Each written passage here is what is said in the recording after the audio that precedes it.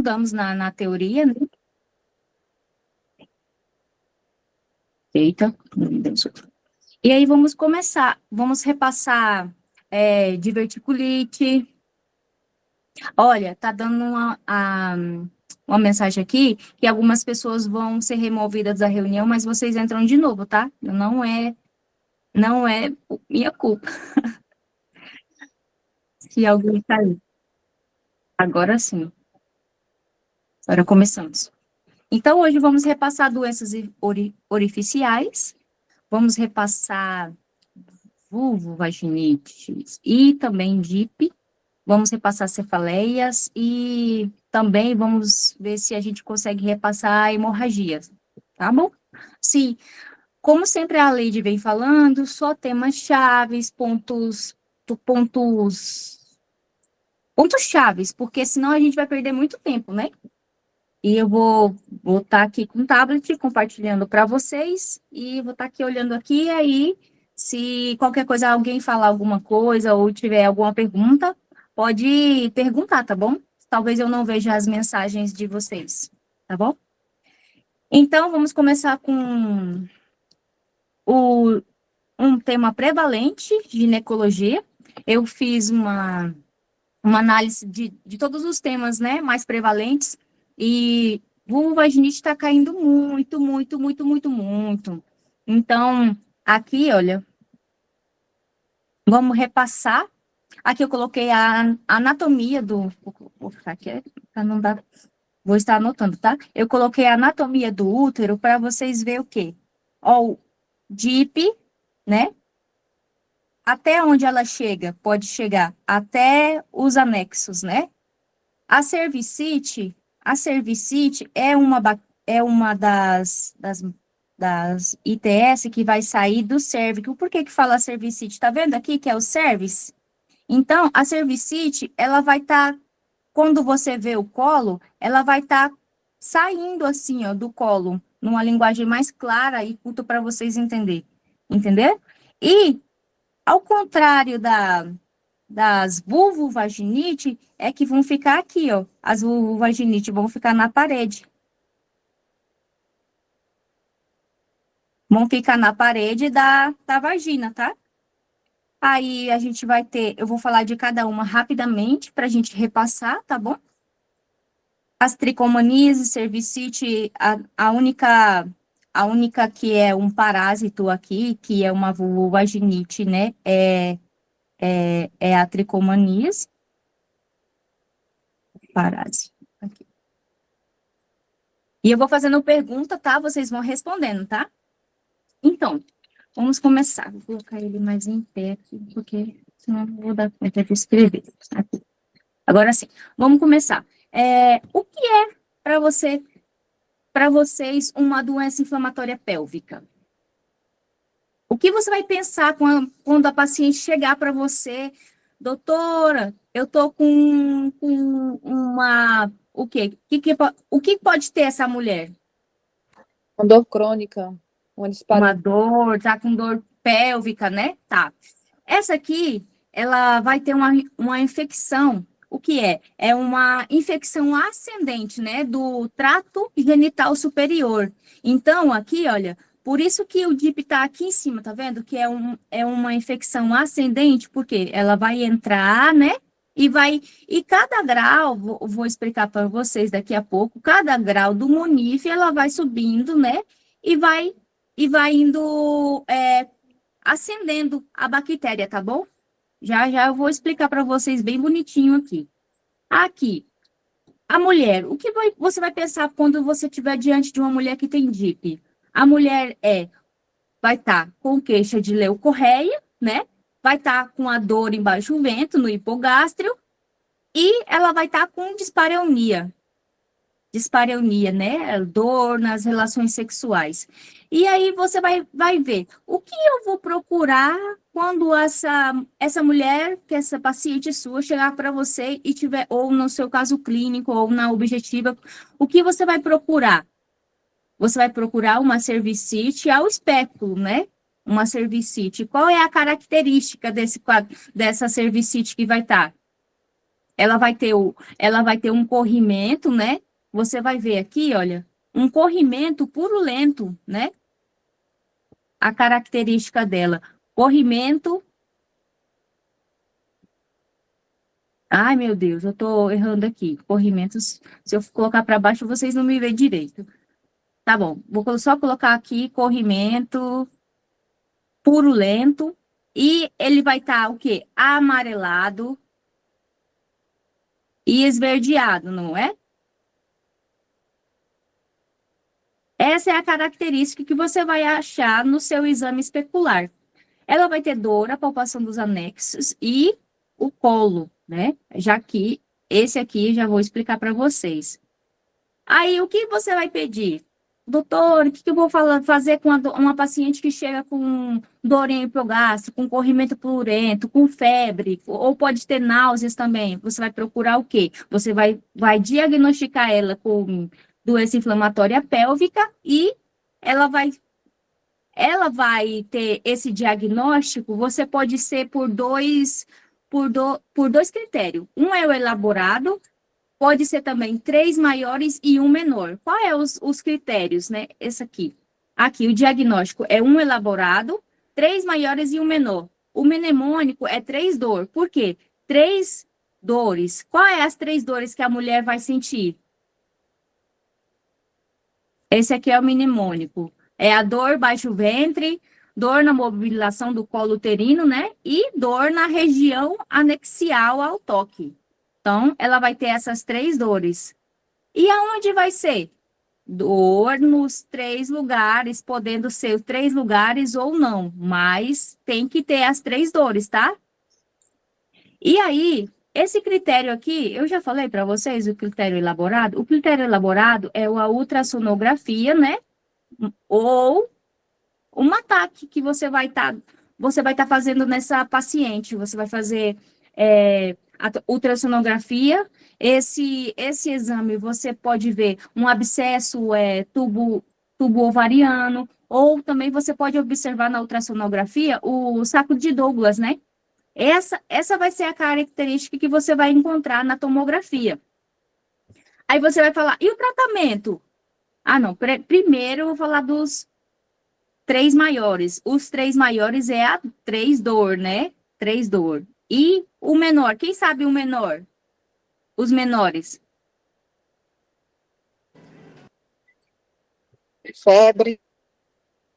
Febre, leucocitose, né? O corrimento, qual é a característica que eu falei para vocês do corrimento? Amarelado e esverdeado, não é mesmo? E também pode ter o VHS, pode também ter o PCR elevados, né? Pode também ter uma infecção comprovada.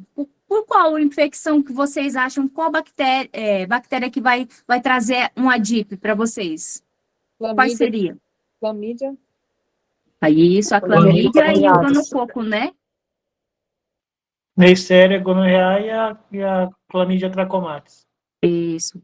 E aí, gente, esses são os critérios menores que você vai encontrar nessa paciente. Pode falar. Ou quem levantou a mão? Não? Tá.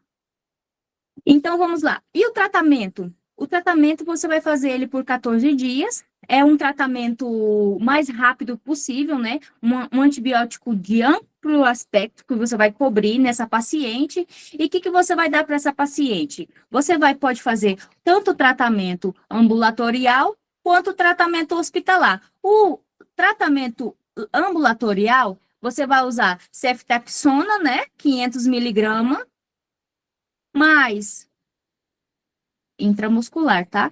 Mas você vai usar doxiciclina e metronidazol. O doxiciclina, vocês sabem qual é a quantidade? 100 miligramas via oral, 12 em 12 horas, né? Vamos participar, povo? Vamos, anima. E o metronidazol, vocês sabem? Metronidazol, vocês vão usar Isso, você vai usar 500 miligramas via oral, 12 horas, não é? Por 14 dias também. Tá meio rabiscado aqui esse negócio. E aí, qual é o tratamento de segunda linha que a gente pode usar nessa paciente aqui? Alguém sabe? O tratamento de segunda linha que a gente poderia estar usando é o azitromicina, não é? Por quê? Por que vocês acham que eu posso usar o azitromicina?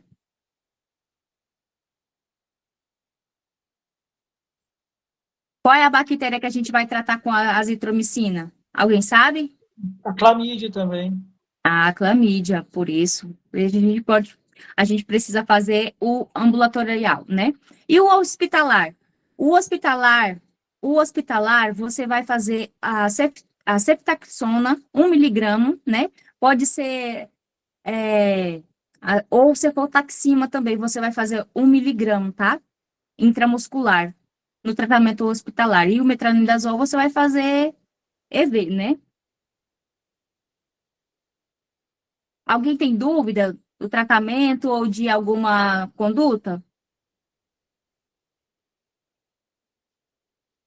Aqui você vai internar quando essa paciente? Você vai internar se ela tiver gravidez, né?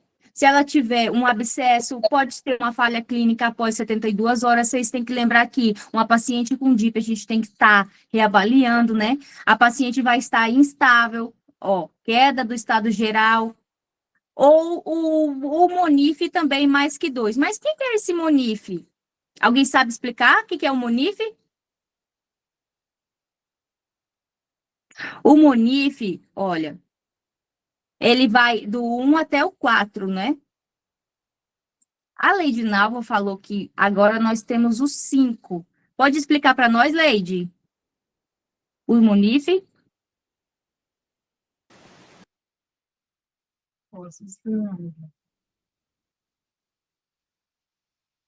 Então, vamos lá, né? Se a gente está falando O de Monif. se a gente está falando de classificação de Monique, vamos aproveitar Isso. essa imagem que você está falando aí do útero, a imagem do útero que você Uhum. estava colocando. Essa, né? Tá? Então, se a gente está falando da classificação de Monique, utilizando essa imagem aí, a gente pode imaginar a inflamação, que ela vai estar ascendente aqui, né, daqui do trato genital inferior, ela vai ascender, aí passando aqui desse orifício cervical interno para cima, a gente já está no trato genital superior. Aí aqui a gente vai ter uma inflamação do endométrio, e daí depois uma inflamação das tubas uterinas. Então, nesse momento aí, a gente tem uma endometrite e tem uma salpingite. Nesse caso, a gente vai chamar de Monif 1. Aí, passando para a Monif 2, a gente já vai ter... O que acontece? As tubas, elas são abertas aqui, né? Aí, pelo fato delas serem abertas, elas vão pingando aqui no assoalho pélvico essa água dessa inflamação, desse edema que está ali, e vai pingando também as bactérias ali. Então, vai fazer uma peritonite pélvica. Então, você tem essas salpingites, mais a peritonite. Isso é Monif 2. E, nesse caso, você vai ver, quando você fizer uma ultrassom, você vai ver que apresenta líquido livre em cavidade pélvica, entendeu? Então, isso é Monif 2. Já no Monif 3, você vai ver que, como essa tuba está pingando essas bactérias aí, isso vai respingar no ovário, vai formar um abscesso entre a tuba e o ovário. Então, o nome disso é abscesso tubo-ovariano. Você vai ter não só uma salpingite, mas você também vai ter uma peritonite, tem a presença de abscesso. Isso é Monif 3. No Monif 4, você vai ter um abscesso tubo-ovariano roto. Aí o abscesso explodiu completamente. E aí você vai ter uma peritonite generalizada também, que, aliás, é uma das causas de abdômen agudo inflamatório, é a doença inflamatória pélvica, né? Então, o Monif 4 vai ser aí essa peritonite generalizada com abscesso tubo-ovariano roto.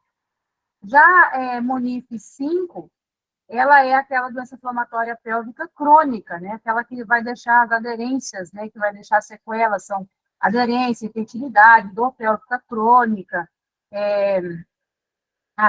tem outras coisas, Fitzhugh Cuts, por exemplo, é uma aderência que tem entre o fígado, né, e a parede abdominal. Então, essas aderências aí, elas são classificadas como Monif 5. O Monif 5, basicamente, vai ser todas essas sequelas: infertilidade, dor pélvica crônica, Fitzhugh Cuts, e esses aí.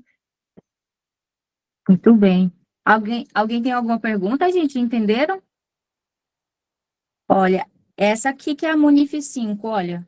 Ó, as complicações. A síndrome de Fitzhugh-Curtis, e que é as aderências periepáticas que a Leite estava falando, tá vendo?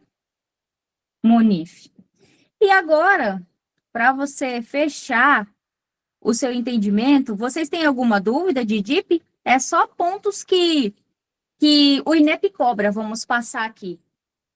Aqui, vocês estão vendo que eu fiz uma pergunta do DIU. Vocês acham que quando uma paciente tem infecção, pode colocar o DIU ou não? Quando tem infecção? Não, né, Rose? Não. Não pode colocar o DIU, tá? É contraindicado. Se infecção. Mas se ela tiver infecção, se ela contrair a DIP e ela estiver usando o DIU, não tem indicação de remoção imediata, tá bom? Você vai ter que avaliar a paciente, conforme você vai vendo em 72 horas se está evoluindo ou não, tá bom? Pelo Ministério da Saúde, não há indicação de remoção do DIU. Entendeu? E aí, alguém tem alguma dúvida? Aqui, o tratamento alternativo, a gente pode usar também na hospitalar, a gente pode usar a gentamicina, ou com a clindamicina, tá bom, pessoal? O tratamento é ceftaxona, doxaciclina e metronidazol, mais um tratamento alternativo, clindamicina, mais o gentamicina. Tudo bem?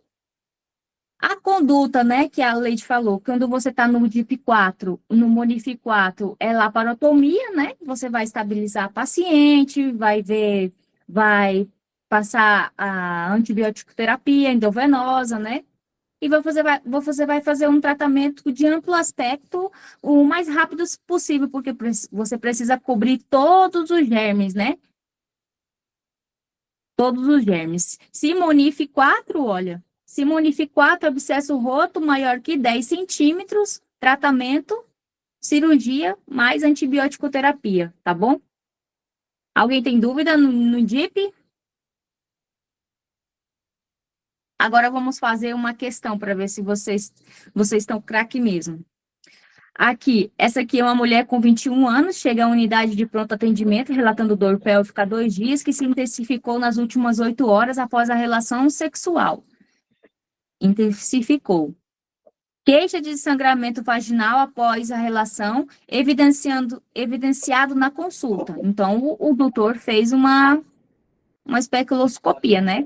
Refere que a última menstruação havia ocorrido há 5 dias. O que o examinador está falando aqui? Ele está dizendo que a menstruação dela não é, ela teve menstruação. Então, você já descarta um embaraço ectópico, você descarta qualquer tipo de aborto ou alguma coisa que possa acontecer porque ela teve menstruação há 5 dias. E os ciclos anteriores estavam regulares, né? Aqui, ao exame físico, encontra-se febril, temperatura de 38, com sinais de defesa abdominal, e demonstrou que o exame ginecológico foi extremamente doloroso, quando houve mobilização dos anexos e do colo uterino. Esse aqui é o Monif quanto, gente? Qual é o Monif? Qual o número? Pode abrir o áudio, pode falar. Qual Monif que é esse? Quando a paciente está com olha, demonstrou o exame ginecológico extremamente doloroso. Aqui, ó, o anexo e o colo uterino também, olha. Apresentava ectocervice friável e sangrante. A paciente refere dados dados normais de exame ginecológico e ecográfico realizados há 90 dias. Então, ele já está descartando outras enfermidades. Aqui é o MONIF 4, né? O que você vai fazer nessa questão aqui? O que você faria? Conduta já é cirurgia Internação. mais antibiótico, né? Aqui. O que o avaliador está perguntando? Considerando-se essa história clínica, qual é o diagnóstico mais provável? É DIP, né? A gravidez ectópica rota não é por quê? Ia ter peritonite, né? Descompreensão brusca positiva. Isso, Também. dor súbita.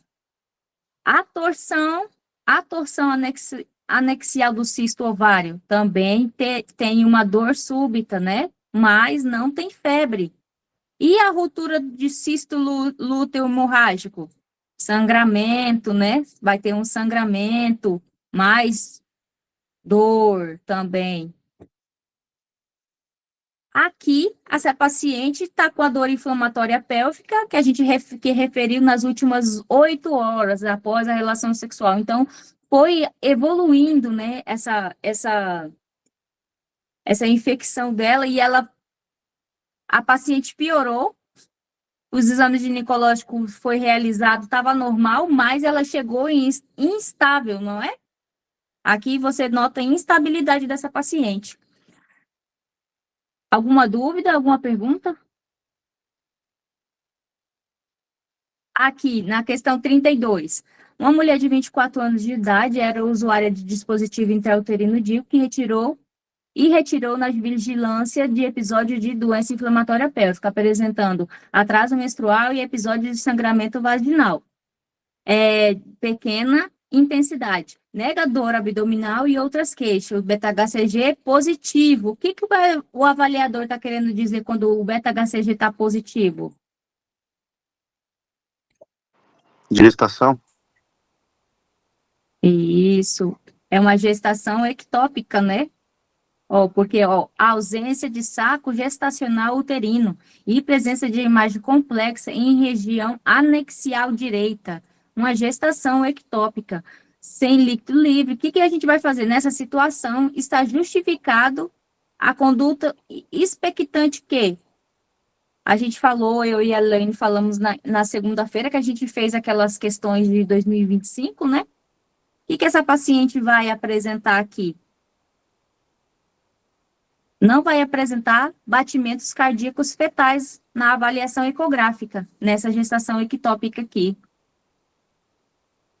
Aqui o avaliador, ele está perguntando não o diagnóstico, ele quer o que justifica uma conduta expectante. O que você pode fazer numa conduta expectante? A gente tinha falado, né, na conduta expectante da gestação ectópica, se menor a 3 centímetros, né, você pode fazer uma conduta expectante, metotrexato, ele pode ser via oral ou intramuscular, não é mesmo?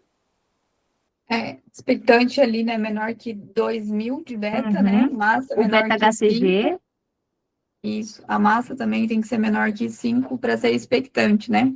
E daí a gente vai pensar na conduta medicamentosa se essa massa for menor que 3,5, que essa é a principal diferença para a gente não se confundir. Isso. Aqui o avaliador não trouxe, né, olha, não trouxe a quantidade da massa. Ele só quis mesmo saber um dos critérios da avaliação do embaraço ectópico, né? Que é não ter batimentos fetais, né? Os 5 critérios.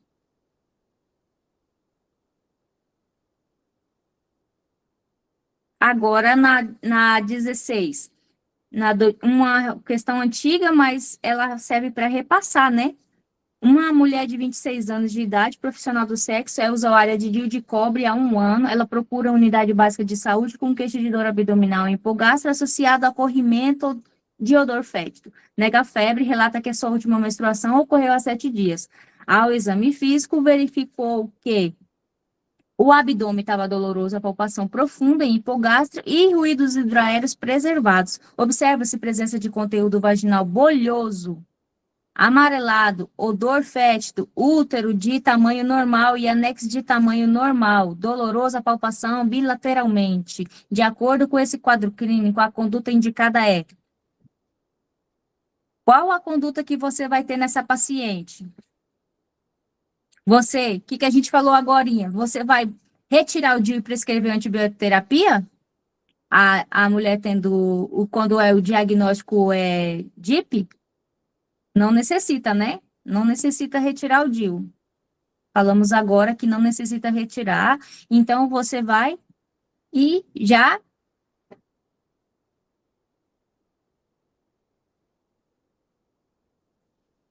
exclui as duas alternativas de retirar o DIU, não é? Aqui a B, manter o DIU e prescrever antibiótico terapia em nível ambulatorial? Ou a D, manter o DIU e encaminhar a paciente para antibioterapia em nível hospitalar? Qual que vocês acham?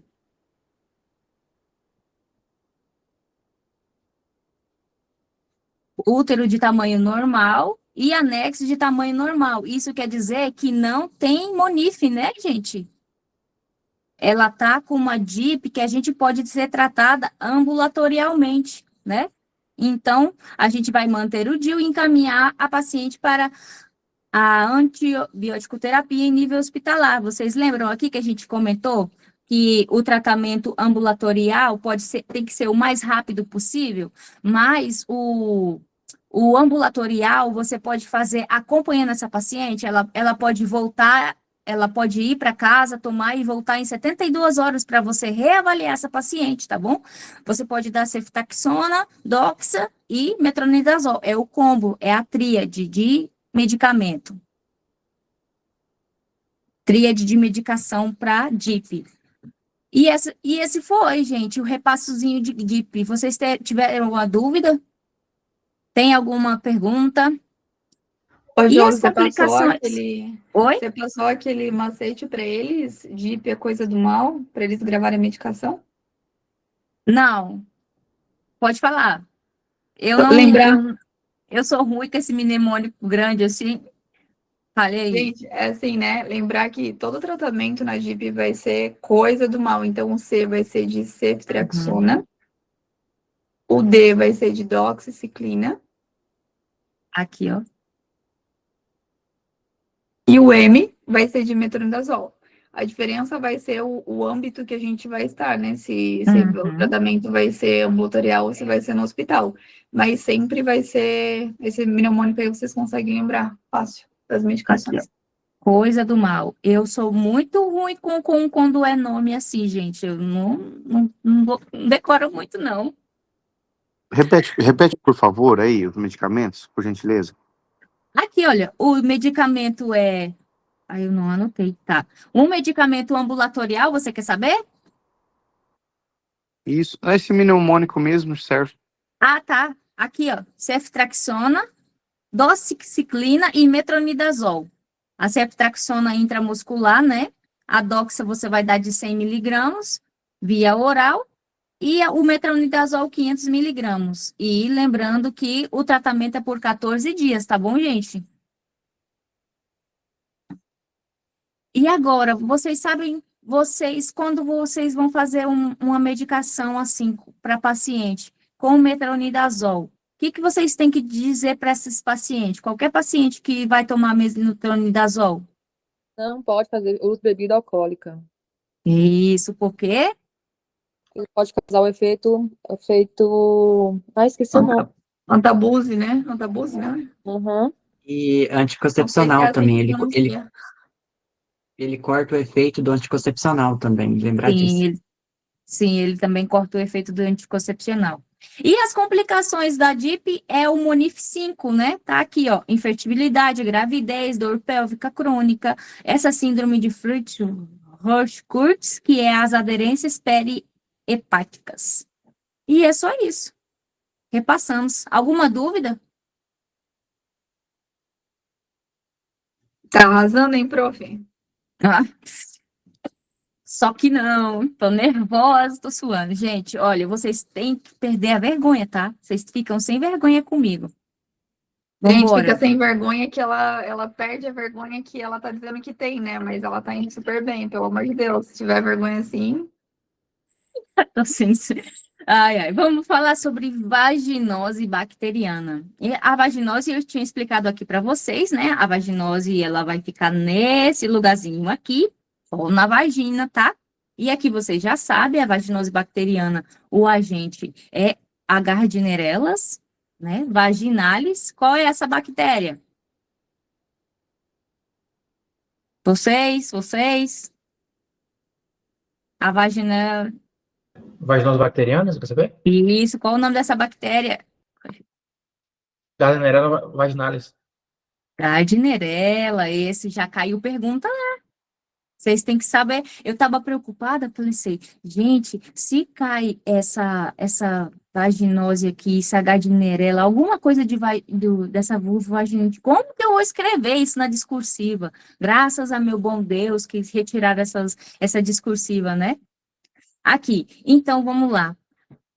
A vaginose bacteriana, ela é um agente da Gardnerella, não é uma doença sexualmente transmissível e ela tem que ser, você pode usar os critérios de Amson, que precisa de 3 para diagnóstico. Os critérios de Amson é esse aqui, ó, corrimento branco acinzentado, pH maior a 4,5, a célula, né, célula Cruz Cells, e o teste de aminas positivo. Aqui a palavra-chave dessa vaginose é o quê? O corrimento vai ser fluido, né? Branco acinzentado, bolhoso, odor fétido. Essa aqui é a maior característica da vaginose bacteriana, é esse aqui, ó, odor fétido. Por quê? Ela vai ter o famoso odor a peixe podre, né?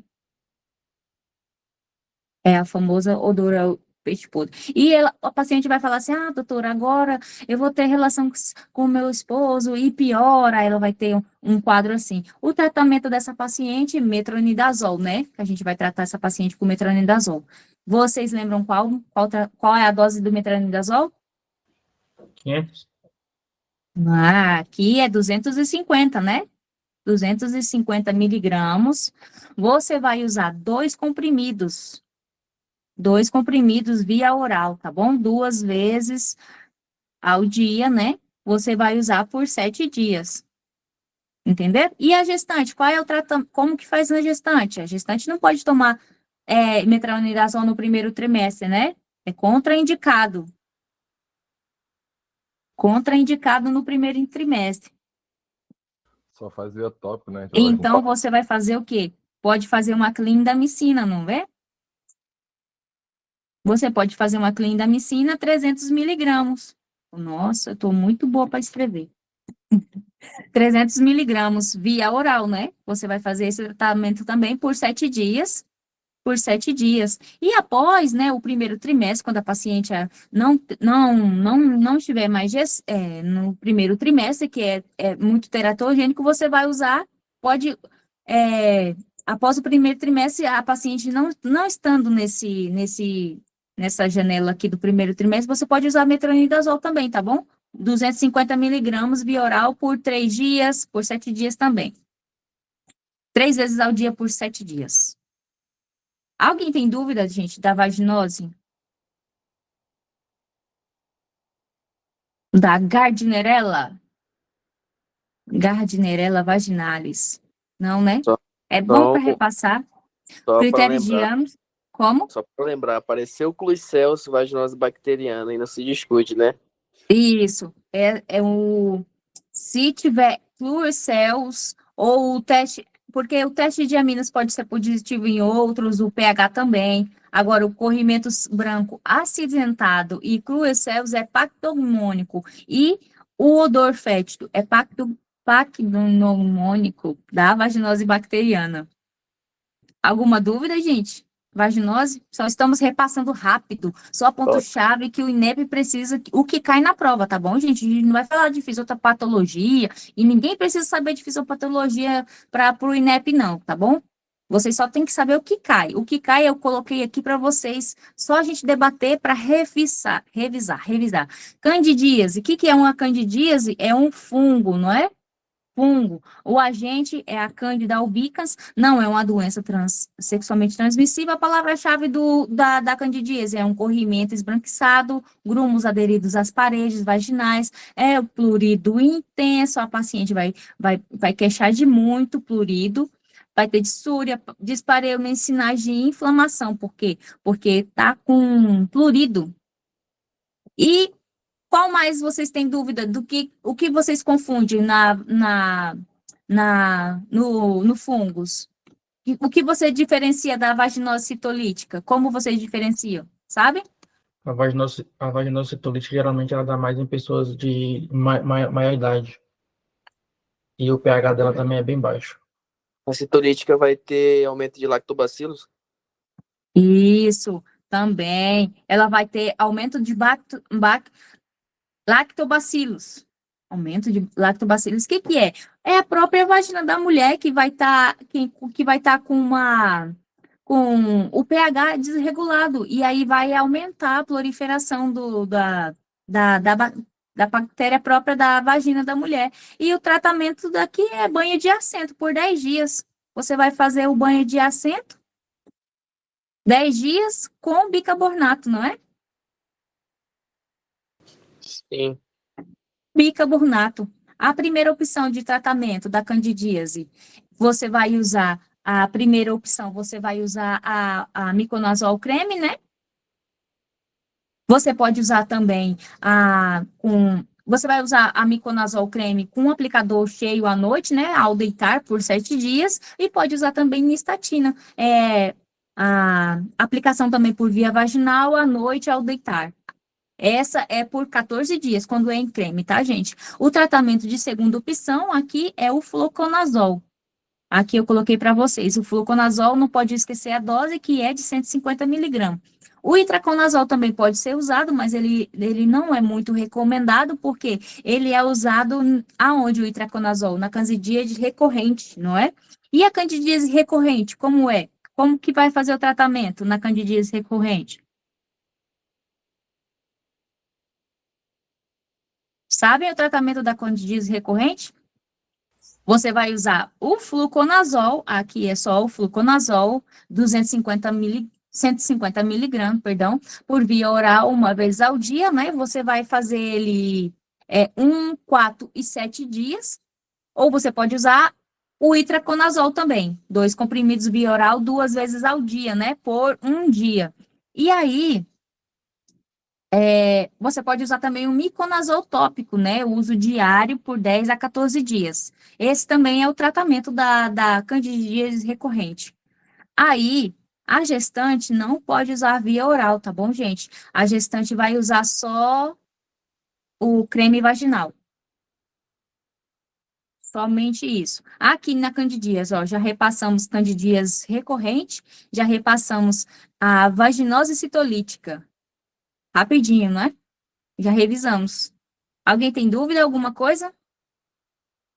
Se não tem dúvida, vamos para tríaco. Já vamos acabar gineco. Tricomoniase. Tricomoniase. Então, a tricomoniase, ela é o quê? Parásito, né? Parásito flagelados, que tem os flagelos, que eles são aderidos à mucosa da parede da vagina. É uma vaginose também, tá bom, gente? É uma doença transmissível, é uma ITS. O pH é maior que 4,5, o teste de aminas também é positivo, igual que na Gardnerella. A palavra-chave aqui da tricomoníase é amarelo esverdeado, profuso, o odor fétido, hiperemia das paredes. Olha aqui, olha esse colo aqui, olha. Tá vendo esses pontinhos vermelhos? Esse aqui é o colo de aspecto de framboesa, de morango. Qual fruta que vocês querem falar? Qualquer uma das frutas. Morango do Aqui. amor. Como? Morango do amor. Isso, morango do amor. O colo. O aspecto de morango ou framboesa, a sensação de ardor, queimação, dissúria, esporonia e piora após a menstruação. Aqui, o morango do amor é amor mesmo, né? Ô, trem que é perseguido é isso aqui, né? Aí, o tratamento. O tratamento da tricomaníase. O tratamento vai ser metronidazol. Metro. Isso aqui nem preciso falar, vocês já sabem, né? 400 miligramas, 5 comprimidos, via oral, né? Dose única. Ou também a gente pode usar o metronidazol, 2 comprimidos, via oral por 2 dias, 2 vezes ao dia por 7 dias. Por 7 dias. A gestante, mesmo tratamento, segundo o Ministério. Provavelmente, né? Eu coloquei aqui, a gestante é o primeiro é o mesmo tratamento, tá, gente? Por quê? Porque a tricomaníase é o único que trata só o metronidazol. Então, segundo o Ministério da Saúde, a gente também vai dar para a gestante metronidazol, mas provavelmente, porque o INEP não quer anular a questão vai trazer uma gestante após o primeiro trimestre, tá? Por quê? Porque não é contraindicado dar no primeiro trimestre, tá bom? É contraindicado o metronidazol. E por último, não menos importante, uma cervicites. E aí, vocês estão com dúvida na tricomona? Vamos repassar rapidão. Cervicite? E o parceiro, tem aí alguma coisa? O parceiro trata. O parceiro vai tratar também. Aqui e na cervicite vai tratar o parceiro. A cervicite, a gente é uma neisseria ou a clamídia, que a gente já falou ali na introdução, né? Aqui, ela é uma doença sexualmente transmissível, pH maior a 4. O teste de aminas vai estar o quê? Negativo. E no critério de Ansel, ele está positivo, né? As palavras-chave aqui é um corrimento cervical purulento. Mas vocês estão vendo aqui que eu falei? Olha aqui, gente. Tá vendo que tá saindo do cervix? Olha que negócio mais feio. Cruz, credo. Ó, tá saindo desse bichinho aqui, ó. Aqui ele tá saindo do cervix. Aqui o cervix tá com o morango do amor. Aqui o cervix não tem nada, olha, tá vendo? Tá aderido à parede, é o leite grumoso, a candidíase, né? O fungos aderido às paredes. É assim, rapidinho e fácil. Tratamento ceftaxona e azitromicina. Dose única. Muito, muito facinho. E aí, vocês têm dúvida? A azitromicina é 500, tá? A cef também é 500. Intramuscular. Alguma dúvida, gente? Vamos só para frisar para a gente fechar esse questionamento aqui, vamos só fazer umas questõezinhas para ver se vocês estão sabendo mesmo, hein? Eu quero ver vocês abrindo o áudio e respondendo, hein? Vamos lá, vou ler rapidão.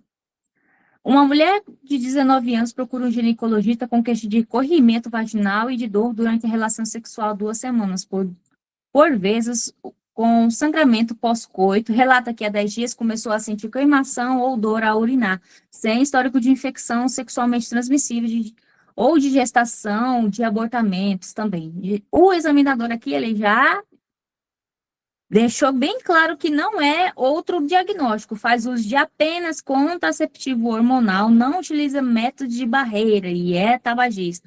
Ao exame físico, apresenta-se um bom estado geral, temperatura de 37, frequência cardíaca 88 por minuto, sem sinais de dor abdominal. Ao exame ginecológico, ela observou o colo hiperemiado, com secreção mucopurulenta e sangrante ao toque. Qual a única que é sangrante ao toque, gente? Quem estava acompanhando? Gardnerella, né? Dolorosa ao colo, pH é menor a 4, teste de UIF é negativo. Qual é a resposta? A partir dos achados. Qual o diagnóstico? Ele perguntou aqui, ó, etiológico. O B.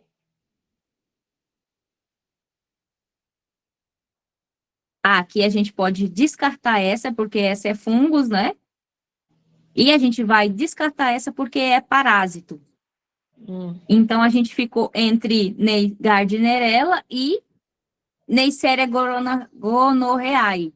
Mas aqui tem um porquê. Olha aqui, ó. Ele falou que o pH vaginal é menor a 4,5 e o teste do IFE é negativo. Se você tem esse dado aqui, o único nessa questão aqui é a Neisseria. Neisseria gonorrhoeae. Alguma dúvida? Perguntem, gente. A gente está aqui para... Olha, eu coloquei uma tabelinha aqui. Olha aqui, ó. A Neisseria. Aqui, olha. Eu fiz aqui para vocês verem. A Gardnerella. O corrimento é branco, acinzentado, metronidazol. E você vai usar aqui, olha, o metronidazol. Ela vai ter o peixe podre, aquele cheiro que eu falei no começo. Aqui, ó, a cervicite, ó, é a gonorreia e a clamídia tracomate. Olha aqui, ó, a secreção mucopurulenta vindo do colo uterino. Observa-se colo hipermeado com secreção mucopurulenta e sangrante ao toque. Manipulação dolorosa, o pH é normal e o teste de IFE é negativo. Esse aqui é o mesmo que a Neisseria gonorrhoeae também é uma cervicite, né? Só que a Neisseria gonorrhoeae, ela é uma ITS, né? É a diferença da outra vaginose, porque aqui ele falou, o enunciado falou que ela tem 100 históricos de infecção sexualmente transmissível, gestação, abortamento. Então, o avaliador, ele está te induzindo você a pensar em outra bactéria, entendeu? Agora, vamos para a próxima, só para vocês frisar mais um pouquinho aqui da questão. Aqui, a paciente de 30 anos, 25 semanas de gestação, portadora de diabetes tipo 1, compareceu à consulta do pré-natal de alto risco com queixa de corrimento vaginal, plurido e ardência. Relatou também dispareunia de introito vaginal e dissúria. No exame, confirmou-se a presença de eritema e fissuras vulvares, corrimento grumoso com placas aderidas à parede vaginal, cor branca, edema vulvar e escoriações. Desde o início da gestação, a paciente já tinha tratado 4 vezes os mesmos sintomas. Então, aqui, qual é o tratamento proposto para essa paciente?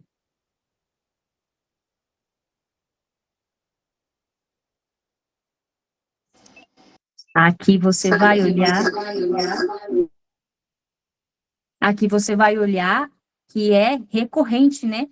A gente falou o tratamento itraconazol? Não, a gente pode usar, o que eu falei, a gente pode usar o miconazol, né? Óvulo? Não é indicado o óvulo. A gente pode usar, quando é recorrente, a gente pode usar o tópico vaginal. E aqui, o grande achado nessa questão aqui vai ser você avaliar o dia. É por um dia um tratamento recorrente? Não, né, gente? É por 3 meses? Também não. Você vai fazer o tratamento recorrente, é por 6 meses, você vai intercalando, né? Aqui, você vai usar um creme vaginal, tópico diário, por 10 a 14 dias, né? A manutenção com miconazol, creme vaginal tópico, 2 vezes por semana durante 6 meses. Essa aqui que é a recorrente. Por isso que eu trouxe lá no enunciado para vocês não se perder no enunciado, tá? Cor branca, edema vulvar, escoriações, quem é esse? É o fungos, né? É um fungo. Parede vaginal, a placas aderidas, esse aqui é a palavra-chave, placas grumos, placa aderida da candidíase. E essa mulher, ela estava com a candidíase recorrente. A recorrente quer dizer o quê? Mais de 3 a 4 vezes no ano, né? Ou mais de 3 vezes, 2 vezes por semana, não é mesmo? 2 vezes por mês, perdão.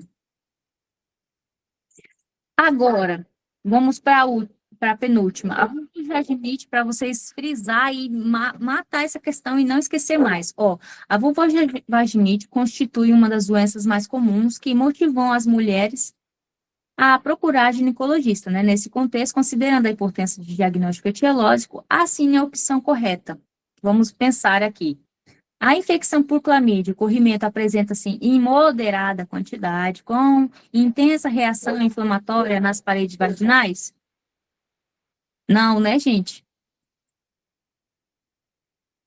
Esse aqui é um fungo.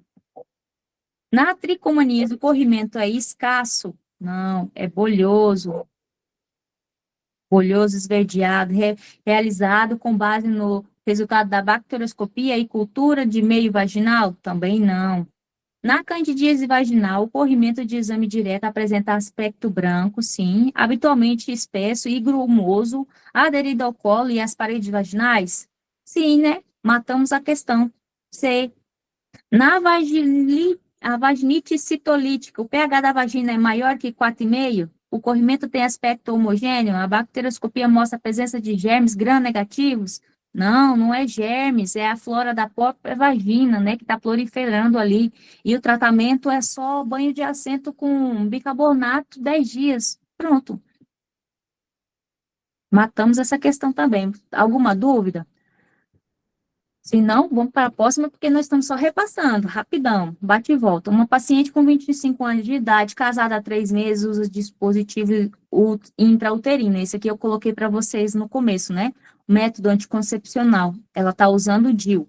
Procura consulta em um centro de saúde com queixa de corrimento vaginal abundante, refere que a secreção é amarelada, sente dor e ardor, piora na relação sexual. A exame ginecológico é observada hiperêmia das genitais externas e da parede vaginal, com presença de secreção amarelo, olha aqui a palavra-chave, esverdeada, pequenas bolhas. Se fosse a tricomona, ia ser bastante bolhas, né? Olha, não está aderida à parede, além do colo uterino, com colpite e aspecto de morango.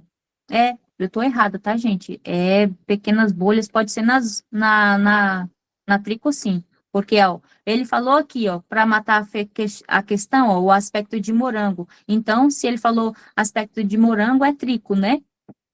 Ó, nesse caso, o exame a ser realizado e o resultado mais provável são, ele quer o exame mais o resultado mais provável. Qual exame a gente vai fazer, Patrico? É uma secreção de vagina? Cultura de secreção? Exame a fresco vaginal? Ou um exame a fresco, ou também uma secreção exame a fresco? Como que é que eu vou excluir a trico? Não sei se vocês estão conseguindo ver, acho que assim melhor, né? Como que é que eu vou excluir a trico? Você vai fazer o quê? Um exame a fresco. Por quê? Porque parásito, né, gente? A gente vai ver os parásitos lá, ó, todo andando. Então, a gente vai fazer o exame a fresco, você exclui a secreção vaginal, e aí você vai fazer, observar parasitóides flagelados, movimentos pendulares, sim, é essa, né? E a D, por que não é a D?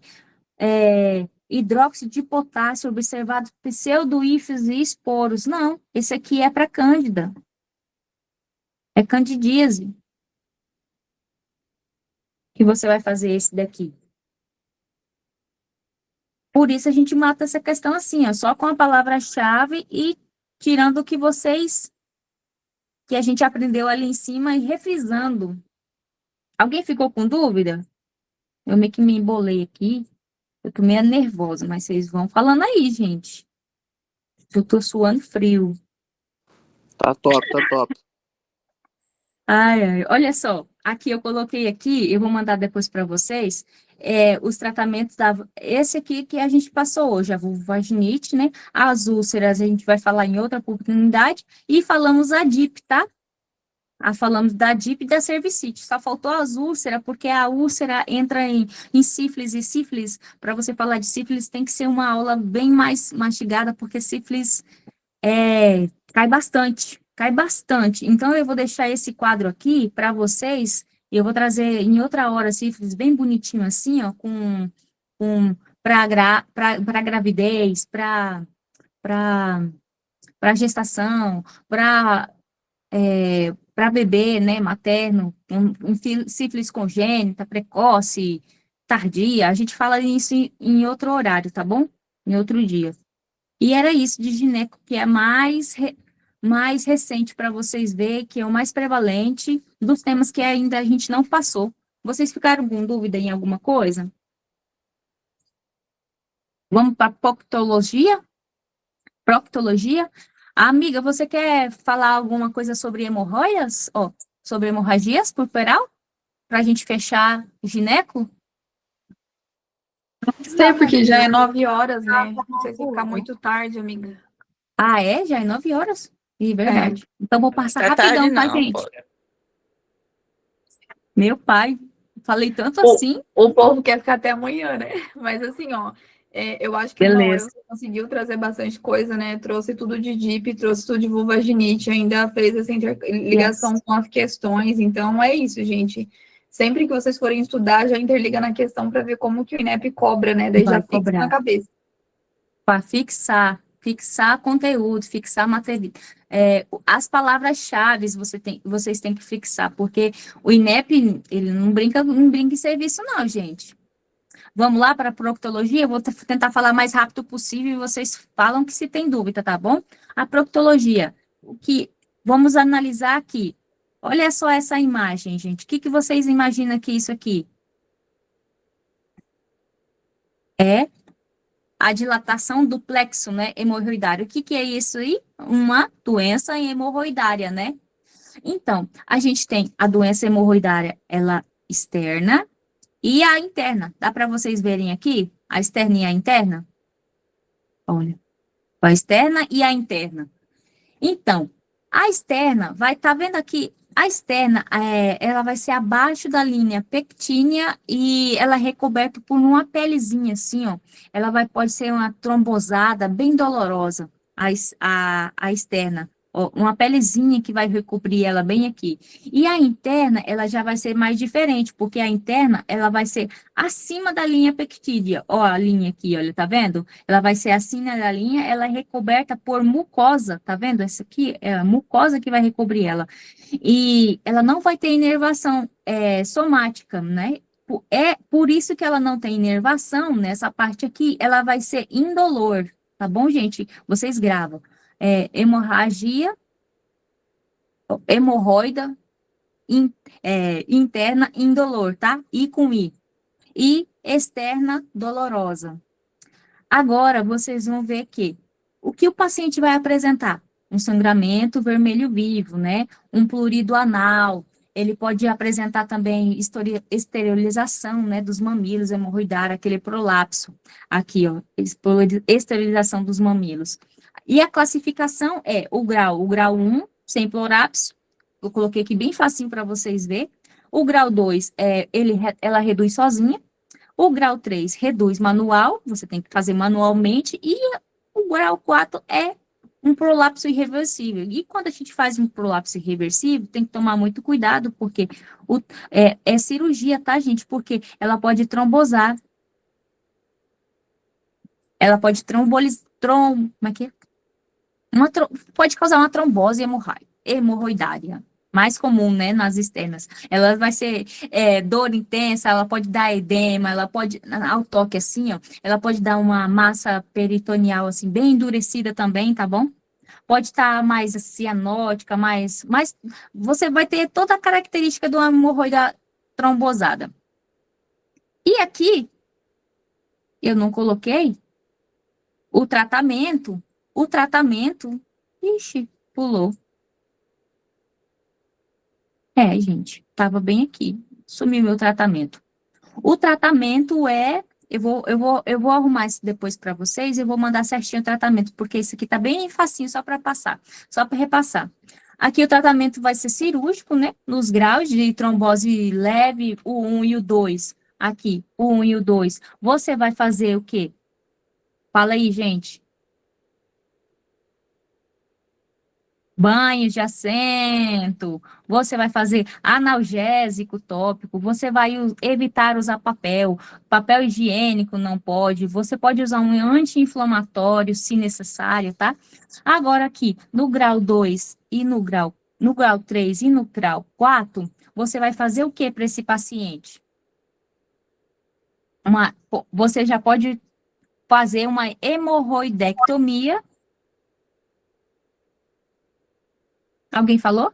Uma hemorroidectomia. E aqui, olha, se ela for prolapsada, você vai fazer uma cirurgia de emergência, né? Você vai fazer uma remoção, porque essa trombose, se ela tornar intensa e de 48 a 72 horas de início, ela pode causar necrose, e tem aquela síndrome de Fournier também, que pode fazer um abscesso. Nossa, gente, coitado desse paciente. Manda ele para... Josi, é legal lembrar o pessoal também, assim, né, que na 1 e na 2, nosso tratamento ele vai ser também focado nas medidas higiênicas e dietéticas, né? Então, Isso. a Josi falou das medidas higiênicas, né? Mas a gente também tem que pensar nas dietéticas, então pedir para o paciente comer mais Isso. fibra, tomar mais água. Essas coisas que, na verdade, parecem besteiras, mas que lá na prova discursiva foi fácil ganhar ponto trazendo isso, né? Foi verdade. E também lembrar ali da manobra de Valsalva, né? Que é quando o paciente tosse e a hemorroida vai prolapsar para fora, né? Ela vai estar presente ali no grau 3, que foi o que veio na discursiva. E perguntar aí, vamos ver se o povo tá ligado. A gente usa a manobra de Valsalva, além da hemorroida, em que mais que a gente pode usar a manobra de Valsalva, gente? Hérnia. Isso, nas hérnias. Ô, Josi, Oi. só lembrar aí também, já que você está falando sobre as complicações das hemorroidas, né, que pode ser a formação de trombo, né, aí, no caso, lembrar que para não caírem na pegadinha, porque geralmente, quando eles colocam essa complicação aí, eles vão colocar lá cirurgia, trombectomia e tal, e a trombectomia, ela só pode ser feita antes de 72 horas, tá? Depois disso, já vai fazer o tratamento conservador, igual todo o tratamento que você está fazendo aí de doença hemorroidária, que é banho de assento, cuidado com a alimentação, né? Fazer analgésico e tudo mais. Então, só esse detalhezinho aí. Você tem que fazer uma dieta bem equilibrada. A complicação ali da doença hemorroidária vai ser a trombose do plexo vascular hemorroidário, né? Isso aí que a doutora Leide passou. E o INEP, sempre que ele quer cobrar hemorroida na objetiva, ele traz isso, né? Daí tem que pensar, tipo, vai ter aquela questão, vai aparecer nas questões que vai estar mais arroxeado, vai destruir os coágulos por ali, então a gente vai pensar nesse sentido em plexo vascular hemorroidário trombosado, tá? E a outra dica também é que, geralmente, essas complicações, elas são mais comuns das hemorroidas externas. Essa complicação de trombo. Nas hemorroidas externas. Isso, e daí o que a doutora elas... está falando, a trombectomia a gente faz para quê? Para aliviar essa dor do paciente, né? Porque é uma dor muito intensa. Muito intensa. Muito intensa, então tem que ser antes das 72, né? Na verdade, antes, né? Antes. É isso mesmo, antes. Antes das 72 horas. De 48 a 72 horas. Isso. Aqui, gente, eu coloquei a resposta para você, a pergunta para vocês, que caiu na discursiva agora, dia 24, na 2024.2. Todo mundo sabe, né? O diagnóstico aqui que eles pediram era a doença hemorroidária, né? Ou plexo ou hemorroida externa, que esse paciente aqui estava com... Vocês querem que eu leia o caso ou vocês já sabem?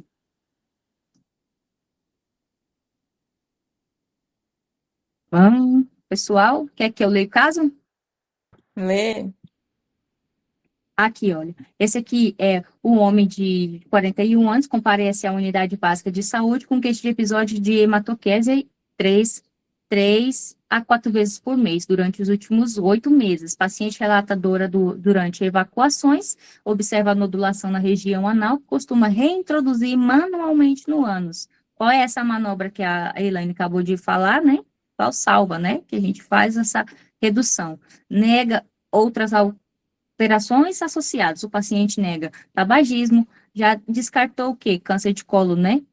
coloretal aqui, perda de peso significativa, alterações no trânsito intestinal ou comorbidades. Ao exame físico, o paciente apresenta um bom estado geral, sem alterações abdominais. Ao exame da região perianal, observa-se um prolapso de tecido que se exterioriza, olha, exterioriza a manobra de Valsalva, que ele falou de novo, sendo possível sua redução manual. A inspeção local não revela fissuras ou abscessos. Não há sinais de inflamação intensa ou trombose. Então, ele está dizendo aqui que não tem plicoma, não tem trombose, não tem não está nada trombosado, né? A sensibilidade e tônus esfincteriano preservados ao toque retal, sem massas ou lesões palpáveis na ampolha retal. O diagnóstico mais provável é uma hemorroidectomia, né, externa, que vocês sabem que essa aqui, ela é indolor. Oh, não, espera. Tô me perdendo aqui. A externa é dolorosa, né? Essa aqui é dolorosa. Essa aqui, a externa, é dolorosa, tá, gente? A externa dolorosa, aqui é o diagnóstico mais provável, é hemorroidectomia externa, Doença hemorroidária. ou doença hemorroidária, a gente pode falar, né? Aqui, eles não aceitavam hemorragia digestiva alta quando saiu o gabarito, porque ele relatou um sangramento, né?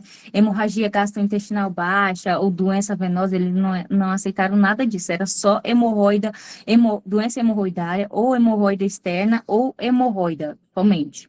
E aqui, na B, quais as classificações do quadro desse paciente? A partir do diagnóstico mais provável. Aqui valia 3 pontos, graças a Deus que não tem mais essa questão. Aqui, a resposta aqui é só, eles queriam somente, precisaria escrever interna, né? Eles classificaram como interna, grau 3. E aqui, cite 3 condutas clínicas a serem adotadas nessa situação. As 3 condutas clínicas é o que a Elaine estava falando, né, para vocês, é fazer a medida de higiene, né, adotar todas as medidas de higiene local, fazer uso de banho de assento, você pode tomar, tem que tomar mais água, fazer dieta de fibras, pode tomar também psyllium, né, mas eles não colocaram isso, evitar esforço evacuatório, ficar menos tempo no vaso, né, o vulgo vaso, e é isso, aqui. E a ligadura elástica, né? Ô, Josi, volta ali só Aham. para mim mostrar pro pessoal. Gente, ali, ó, ficar de olho, Aqui a conduta, é verdade. e, por exemplo, ali na B tá falando assim, né? Quais as classificações? Então, a gente tem que aprender a interpretar as questões. Aí tá pedindo no plural, né? Porque, por exemplo, teve muita gente que colocou hemorroida interna já lá na letra A, e daí, tipo, só ganhou o ponto do diagnóstico, ou foi partido, enfim. Tem que prestar atenção, tudo que o INEP fala, né? Aqui, então, seria classificações no plural. Então, seria 2 classificações, interna e grau 3, tá? Para poder fazer a pontuação máxima. Tem que estar as 2 classificações, o grau e a classificação dela, se ela é externa ou interna. Aqui, a conduta cirúrgica, aqui ele pediu a conduta cirúrgica, você ia fazer aqui ele aceitava uma trombectomia, né? Ele poderia colocar também uma coagulação com aquela infravermelha, né? Ou uma escleroterapia. Ligadura elástica também, né? Aceitaram. E ligadura elástica também. Esse justamente foi a que eu coloquei na minha... Discursiva, né? Uhum. A ligadura coloca, é como se você amarrasse coloca ali um amarrador, né? Por exemplo, a mulher vai amarrar o cabelo, você coloca o amarrador ali, daí vai acontecer a isquemia, né? Você corta a circulação e, consequentemente, vai cair, né? Isso. Aqui o tratamento definitivo para esse paciente é uma hemorroidectomia cirúrgica, né, que você pode estar realizando, mas a princípio você faz uma trombectomia nesse paciente aqui, o avaliador aceitou como resposta, né? Alguma dúvida, gente? Vamos embora só repassar a fissura anal? A fissura anal. Qual é a dificuldade de vocês na fissura anal? A fissura anal é uma dor intensa ao evacuar, que mancha o papel. Caiu uma questão que ela manchava o papel, tá bom? Menor a 6 semanas, ela vai ser aguda, ela vai ter uma laceração linear, ela vai ser avermelhada, plana. Ela não vai ter nenhum sinal mais de podemos se dizer assim, com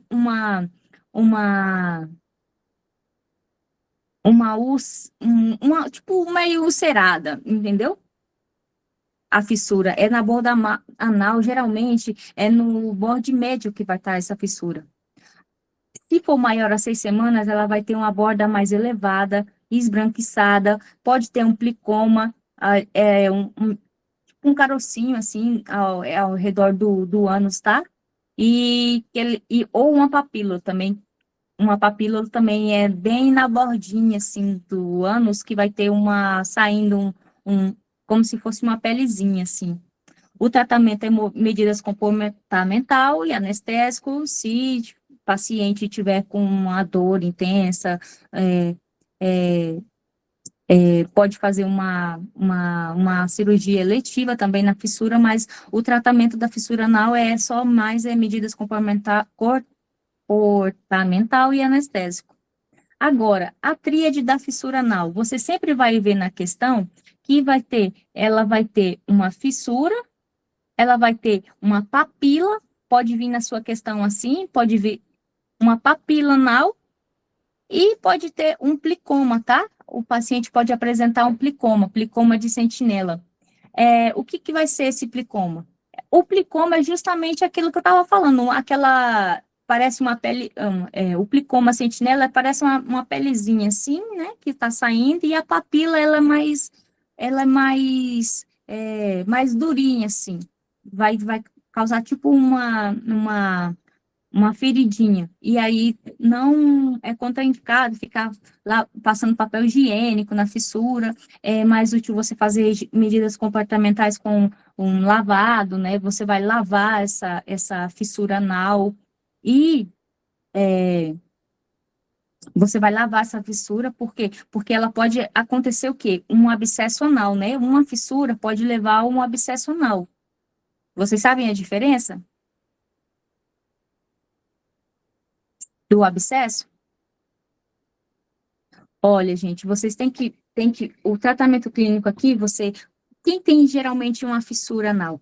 É o paciente que está constipado, né, que vai rasgar, ele fica bem assim no borde médio do ânus e vai rasgar, vai como se fosse rasgando assim na hora que ele vai evacuar. Por isso que vai causando essas fissuras. Toda vez que o paciente for muito, se ele for muito constipado, aí toda vez vai rasgando, aí pode causar um abscesso e tudo mais. E aí você sempre vai falar para o paciente, fazer mais, igual as medidas comportamentais que tem na hemorroida, você também vai fazer para ele pode fazer banho de assento, você vai tratar com mais água, a dieta tem que ser com mais fibra, você pode passar pomada como nifedipino, né, pode colocar também uns vasodilatadores ali, você pode fazer banho de assento, você vai poder fazer também, colocar aquela pomada de trinitrato de glicerina, chama, para poder fazer, deixar mais emoliente, entendeu? Para esse paciente não ficar com essa fissura. O abscesso anal, abscesso perianal, ele tem uma fase aguda, né, que vai ter a tríade de dor, rubor e calor. O tratamento dele é uma drenagem, medidas imediatas, associar ao antibiótico. Aqui eu trouxe uma imagem para vocês diferenciar bem uma fissura. Olha, eu não falei que era no borde médio posterior? A fissura sempre vai estar aqui, olha. E o abscesso, ele sempre vai estar aqui mais lateralizado, tá vendo? E ele vai causar essa inflamação aqui, olha. E todo o bode do ânus, ela vai estar com aquela tríade. Aqui, o que é a complicação desse abscesso? Tá vendo aqui que ele vai invadindo todas as paredes do esfíncter? Aqui ele vai invadindo as paredes do esfíncter e olha, faz isso aqui, ó. O que é isso aqui? Uma fístula. Olha, ele entra aqui e faz uma fístula. O que é uma fístula? A fístula, o paciente, ela é indolor, tá? A fissura vai doer, o abscesso vai ter muita dor. Aqui vai ser pouca dor, só mesmo dor ao evacuar. Só na evacuação, tá? Aqui a fístula não dói, ela é indolor. Só que o que você vai diferenciar aqui nessa fístula é que o paciente vai apresentar secreção, tá? Secreção fétida. E assim você vai diferenciar uma fissura de um abscesso e de uma fístula. Fístula tem secreção fétida e não dói. A fissura, ela ao evacuar, vai doer pouco, e ao evacuar vai fazer o quê? Um sangramento no papel. E o abscesso, o que você faz com o abscesso? Todo o abscesso você drena. Aqui, ó. Você vai fazer, para tratar a fístula, você faz uma fistulotomia ou uma fistulectomia, ou a sétum. Essa sétum aqui é tipo aquele, como que era? Ai, agora me fugiu da memória. Tá, eu vou trazer, vou colocar aqui para vocês, vou trazer o que é esse sétão aqui. Aqui você vai ver os graus dessa fístula, tá, gente? Você vai fazer uma fistulotomia ou uma fistulectomia, dependendo do grau da fístula, tá? A imagem que você pode ver nesse paciente, como que você vai ver essa fístula, até onde vai, até qual parede, é por uma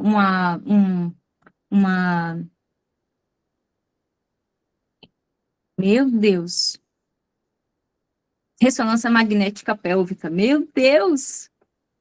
Ai, e quando se preocupar, se o paciente for a menor de 60 anos, você vai fazer o diagnóstico diferencial, por quê? Porque ele pode ter um câncer coloretal, né? Um câncer coloretal. Você vai fazer, você tem que fazer a anoscopia para você ver o estado do ânus do paciente, e aí você pode fazer uma colonoscopia, se maior a 60 anos, para você buscar se tem câncer coloretal. Ô, Aqui eu Josi, Oi. esse setom ali que você colocou, ele é um fio, um cordão cirúrgico que a gente coloca, né, para atravessar a fístula anal ali. Ele vai manter, né, a drenagem de forma contínua para evitar, né, a formação de um abscesso. Isso mesmo. Eu até esqueci. Tô nervosa, gente. Esqueci o negócio. Mas é isso. Você vai fazer essa fístula, você vai fazer com tipo um cordão, né? Que você vai vindo e vai diminuindo, assim, o trajeto da fístula. Mas dependendo da fístula, o tratamento, geralmente, ela fecha sozinha. O tratamento também pode fazer com medidas terapêuticas também, tá, gente? Não é todas as fístulas que faz fistulectomia ou trata com septo. Aqui é a diferença que eu coloquei aqui para vocês: o abscesso perianal, a uma urgência cirúrgica, a hemorroida não dói, exceto se trombosada, a fissura anal tem dor intensa e a fístula perianal crônica não dói. Quando a fístula é crônica, quando aquele paciente que já tem tempo que ele está constipado, né, paciente mais idoso, assim, sempre está constipado, que geralmente os idosos é constipado, né, então esse aí é uma fístula crônica, mais de 6 semanas, né, que eu coloquei aqui, maior a 6 semanas. É essa aqui, que é essa fístula aqui. Vocês têm alguma dúvida, gente? Eu vou passar essa diapositiva para vocês ir reprisando depois com as questões, tá? Para vocês matar cada pergunta dessa aqui. Eu vou deixar a diverticulite para outra hora, porque senão a gente não vai conseguir terminar na hora certa. Já vai dar 9h30, né? Ou vocês vamos fazer só essas questões aqui para poder matar esse assunto que a gente falou? Vamos fazer rapidinho? Paciente com 54 anos de idade, que eu já tô suada, gente, minha roupa já molhou todinha aqui. Ô, nervoso, viu? Na próxima tá melhor. Vamos lá. Um paciente de 54 anos de idade procurou a unidade básica de saúde para atendimento. O homem relatou que há 1 ano apresentou abscesso na região perineal que foi drenada em pronto-socorro. Desde então, apresentou uma ferida próxima ao ânus que ocasionalmente inflama e apresenta saída de secreção turva. Olha, odor fecaloide. Que eu falei para vocês, né? Secreção. O paciente realizou colonoscopia há 3 anos, a qual não evidenciou lesões no colo. O exame da região perianal evidenciou orifício cutâneo a 2 centímetros da borda anal na região anterior direita do perineu. O toque retal evidenciou próstata com características normais e induração anteriormente à borda anal. Após a compressão local, houve saída de secreção pelo orifício cutâneo. Se há saída de secreção, qual é a palavra-chave aqui? Saída de secreção é? Que a gente aprendeu? Se sai secreção é fístula, né? Com base na história clínica e nos dados do exame físico, diagnóstico, a conduta adequada são.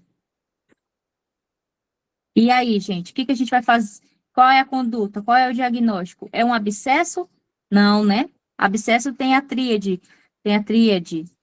Aqui não, o paciente não apresentou rubor, calor. É fissura anal? Fístula perianal ou fissura? Por que que não é fissura? Porque ele não apresentou sangramento, né? Não falou nada de sangramento no papel higiênico, né? Não falou. E não falou também que o paciente, o que é uma fissura? Que ela tem dor intensa. Aqui ele não tem, né? Então, a resposta é a C, uma fístula perianal. Por quê? Por causa da secreção, saída de secreção pelo orifício cutâneo. Você vai fazer o quê? Encaminhamento para o tratamento cirúrgico eletivo. Não é de emergência, tá bom? Você não precisa levar esse paciente à emergência. Qual é que é emergência? É o abscesso perianal, né? O abscesso perianal maior a 10 centímetros. Aqui, a questão 72, nem sei de que prova que é. Vamos lá, vamos fazer rapidão para a gente poder descansar. Uma mulher de 26 anos é atendida em uma unidade básica de saúde, relatando que há 15 dias sente dor significativa ao evacuar. Olha, dor significativa. E possui pequeno sangramento anal vivo, notado durante a higiene local. E que eu falei para vocês, quando vocês vão passar o papel higiênico, que tem dor ao evacuar, sangramento anal vivo, e papel higiênico, dor, o que é? Uma fissura, né? O que você vai procurar? Fissura anal. Aqui, ó, já matou a questão. Precisa ler o resto? Não. Precisa ficar buscando pelo em ovo? Não. Seja mais direto, vai para a questão pequenininha. Assim, você já lê a palavra-chave e já vai para a próxima. Ó, a paciente referiu constipação. Todo paciente que é constipado, ele vai ter fissura anal. E aonde que é? Na linha média posterior. Eu falei, até expliquei para vocês, né? Aqui, olha. Ó, a fissura na linha média posterior vai ser a fissura. Aqui, olha, veias do plexo hemorroidário? Não é hemorroida. Fístula anorretal? Não falou secreção. Não tem secreção, né? Então, não é. Abscesso perianal? Não tem tríade. Cadê a tríade? Não é? Então, não é. Vamos para a próxima questão. Uma mulher de 45 anos de idade foi atendida em uma unidade básica de saúde, referindo que há 4 meses foi realizada drenagem de abscesso perianal. Qual é a complicação de drenagem de abscesso perianal. Eu não falei aqui, olha, que o abscesso está bem aqui, e ele vai invadindo as camadas do esfíncter, olha, ele vai invadindo. O que que ele faz? Ele faz uma fístula. Olha aqui como invadiu. Olha, tá vendo? Ele invadiu aqui, ó, a fissura, ela é só aqui. Ela pode ter um plicoma aqui, que é uma pelezinha, ou uma papila aqui. Por quê? Porque ela vai ficando crônica. O paciente está sempre constipado, vai rasgando. Toda vez que evacuar, rasga o cu. Rasgou o cu e sai o sangue. Entendeu? É facinho. Isso aqui você não tem erro, esse negócio aqui. Aqui. Você vem aqui, drenagem de abscesso perianal. Em pronto-socorro. Desde então, tem apresentado saída ocasional de secreção fétida por lesão dérmica. Aqui, eu falo outra palavra-chave, secreção fétida. O que vocês estão pensando? Vai mandar esse paciente aqui, tá com uma fístula. Você vai fazer o quê? Vai fazer uma avaliação eletiva em ambulatório especializado, não é não? Como que é? Ou você vai fazer uma nova drenagem? Não, né? Não precisa fazer uma nova drenagem. Ela já fez uma drenagem, né? O que O a paciente complicação foi e da voltou aí, né? drenagem? O que O paciente complicou? foi e voltou, Voltou, então... isso. O que aconteceu com esse abscesso? Ele fez a complicação foi a fístula, então não vai fazer de novo. Vai fazer um antibiótico por via oral e pomada anestésica, e o cu desse homem vai ficar como? O cu dessa mulher vai ficar como? Não, gente, tem que tratar essa fístula. Ó, avaliação eletiva. Para escrever, eu posso falar agora bobeira, porque já passou das 9h30, né? Aqui, eu gosto de dar aula sim, mas eu não posso, tem que ser mais sério que tá gravando. Antibiótico por via oral e pomada anestésica. Você vai fazer isso, né? Não pode fazer via oral, olha. Prescrever anti-inflamatório por via oral e pomada com antibiótico. Não, você vai fazer o quê? Esse negócio está saindo secreção fétida, gente. Tem que fazer uma avaliação eletiva. O que aqui que tem que fazer? Uma fistulolectomia, né? Ou lectomia. É bem aqui, ó. Tá bem aqui, ó. Se vocês estão em dúvida. Porque eu também tô, eu não sei escrever isso, não. Pronto. Aqui, olha. Fistulotomia e uma fistulectomia. Esse setão aqui é só para enganar bobo, tá? Vocês nem precisam que isso aqui não vai cair, não. Só coloquei para modo de conhecimento mesmo. E é isso, gente. Se não tivesse gravando, eu acho que eu estaria menos suada e menos nervosa. Vamos deixar para diverticulite para outra hora e que não esteja gravando, porque não deu certo, não. Minha amiga.